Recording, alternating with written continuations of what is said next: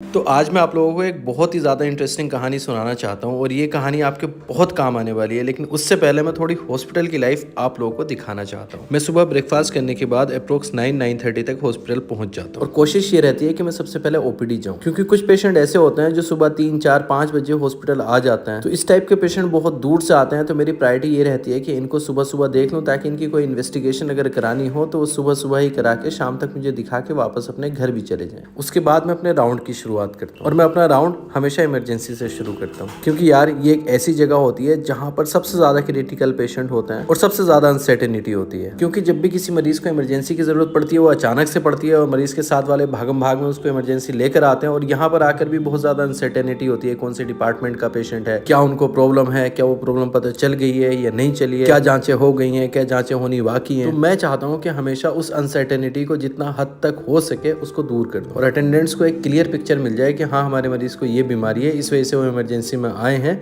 और इसका ये ट्रीटमेंट है। उसके बाद मैं अपने वार्ड में जाता हूँ और वार्ड में जनरली वो पेशेंट होते हैं जिनको मैंने अभी रिसेंटली ऑपरेट किया होता है, या फिर वो पेशेंट होते हैं जिनको मैं ऑपरेट करने वाला हूँ। कुछ ऐसे पेशेंट भी होते हैं जो इन्फेक्शन के हैं, या कुछ ऐसे पेशेंट भी होते हैं जो एक्सीडेंट के बाद एडमिट हुए हैं। तो आप लोग जानते ही हो, न्यूरो सर्जरी के पेशेंट, ब्रेन और स्पाइन के पेशेंट वैसे क्रिटिकल तो होते ही हैं और इनके साथ वाले और भी ज्यादा डरे हुए होते हैं। तो उनको सारी चीजें एक्सप्लेन करने के बाद मैं आईसीयू जाता हूँ और ये एक ऐसी जगह है जहाँ अस्पताल के सबसे ज्यादा सीरियस मरीज रहते हैं और ये एक ऐसा कमरा है जिसकी आवाज कोई भी आदमी सुनना नहीं चाहता, क्योंकि जब तक किसी का भी मरीज आईसीयू में रहता है ना, उसको दिल में धक धक धक धक धक होती रहती है। और हमारे पास तो कई बार ऐसे पेशेंट भी होते हैं जो एक महीने तक आईसीयू में रहते हैं। उसके बाद मैं जनरली ऑपरेशन थिएटर में चला जाता हूँ और न्यूरो सर्जरी के पेशेंट्स के ऑपरेशन कई बार 6-6 घंटे तक भी चलते हैं। सबके बीच में अगर टाइम मिल जाता है तो लंच हो जाता है, अगर टाइम नहीं मिलता तो लंच भी नहीं हो पाता। तो आज मैं जिस पेशेंट की कहानी आपको सुनाने जा रहा हूँ वो पेशेंट इन सारी जगहों से होकर गुजरी है। तो ये कहानी है एक लेडी की और उनके परिवार की। जिंदगी बहुत अच्छी चल रही थी, लेकिन अचानक से इनके सर में दर्द होना शुरू हो जाता है, इनको उल्टियां आनी शुरू हो जाती है, इनको चक्कर आने शुरू हो जाता है। मेरे पास जब ये पहली बार दिखाने के लिए आते हैं तब मैं इनको एग्जामिन करता हूँ और एग्जामिन करके हम लोग इस नतीजे पर पहुंचते हैं कि इनको एमआरआई करा लेना चाहिए। और जब एमआरआई की रिपोर्ट सामने आती है तो दिमाग में एक बहुत बड़ा ट्यूमर था। तो हम उनको एडमिट कर लेते हैं और एडमिट करके सारी वो जांचें कराते हैं जो ऑपरेशन से पहले करानी होती है। फिर उनका चेकअप कराते हैं एनेस्थीसिया वाले डॉक्टर्स से, कार्डियो वाले डॉक्टर्स से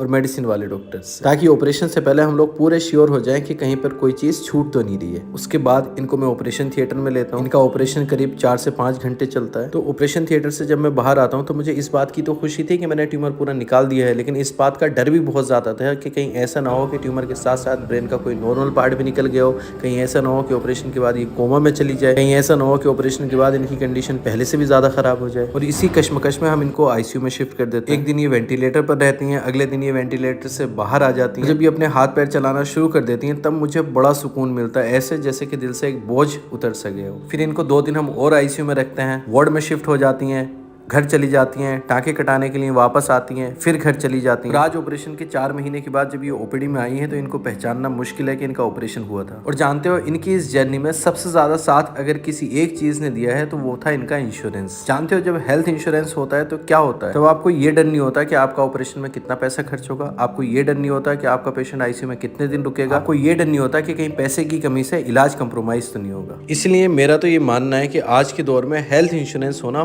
बहुत ज्यादा जरूरी है। और आजकल जानते हो, हेल्थ इंश्योरेंस कोई बहुत ज्यादा महंगा नहीं है। आप 300-400 रुपए की इंस्टॉलमेंट जमा कर 1 करोड़ तक का कवर ले सकते हैं। और आपको हेल्थ इंश्योरेंस कैसे लेना है इसके लिए मैंने एक लिंक दे रखा है डिस्क्रिप्शन में। उस साइट पर आप जाएंगे और 51 से ज्यादा इंश्योरेंस पार्टनर से कंपेयर करके अपने लिए बेस्ट प्लान चूज कर सकते हैं, वो भी 25% डिस्काउंट के साथ। और किसी भी इमरजेंसी के टाइम पर आपको 30 मिनट क्लेम सपोर्ट सर्विस मिलेगी और एक डेडिकेटेड रिलेशनशिप मैनेजर जो हमेशा आपकी हेल्प के लिए रेडी रहेगा। और अगर आपके पेरेंट्स को कोई प्री एग्जिस्टिंग डिजीज है जैसे डायबिटीज या ब्लड प्रेशर है तो डे 1 से कवरेज का ऑप्शन भी अवेलेबल है। तो यार, अपनी हेल्थ की इंपॉर्टेंस को समझो, अपने इंश्योरेंस के ऑप्शंस को देखो, लिंक पर जाओ, सभी फीचर्स को सही से पढ़ो, अपनी डिटेल्स सही से फिल करो और अपने लिए एक बेस्ट प्लान चूज करो, क्योंकि हेल्थ ना इस दुनिया में किसी भी इंसान के लिए सबसे जरूरी चीज होती है।